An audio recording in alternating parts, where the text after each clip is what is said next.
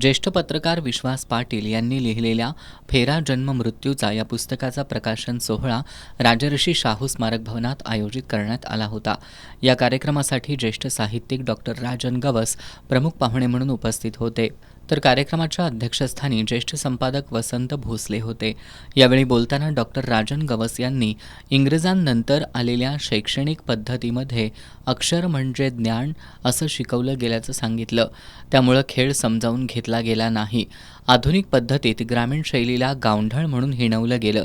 गावात पशु, पक्षी, प्राणी, झाडं अशा सर्वच घटकांना समानतेनं जगण्याचा अधिकार आहे। समूहभाव आणि सहानुभूभाव हे खेड्याचं मूळ तत्व आहे।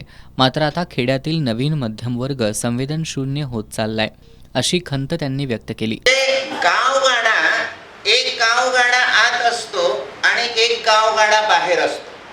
गावगाडा आतला आणि बाहेरचा कसा समजून घेतला पाहिजे? गावाची मुळं आणि गावाची उभारणी कोणत्या तत्वावर होते? म्हणजे समूहभाव आणि सहानुभूभाव हे खेड्याचं मूल तत्व आहे। अध्यक्षस्थानावरून बोलताना ज्येष्ठ संपादक वसंत भोसले यांनी बातम्यांसह समाजाला दिशा देण्याची जबाबदारी पत्रकार आणि माध्यमांची आहे। यासाठी चांगलं लिहित राहणं गरजेचं असल्याचं मत व्यक्त केलं। बदल ही मानवी जीवनाची प्रक्रिया आहे। सध्याचा मध्यमवर्ग सर्वात जास्त अंधश्रद्धाळू आणि चंगळवादाकडे झुकलाय। अशा परिस्थितीत माणूस कसा घडला पाहिजे याचं वर्णन या पुस्तकात चांगल्या पद्धतीनं केल्याचं त्यांनी सांगितलं। लेखक विश्वास पाटील यांनी हे आपलं चौथं पुस्तक असल्याचं सांगत समाजात जे चाललंय त्याची कारणं काय हे शोधण्याच्या प्रयत्नातून या पुस्तकाची निर्मिती झाल्याचं सांगितलं।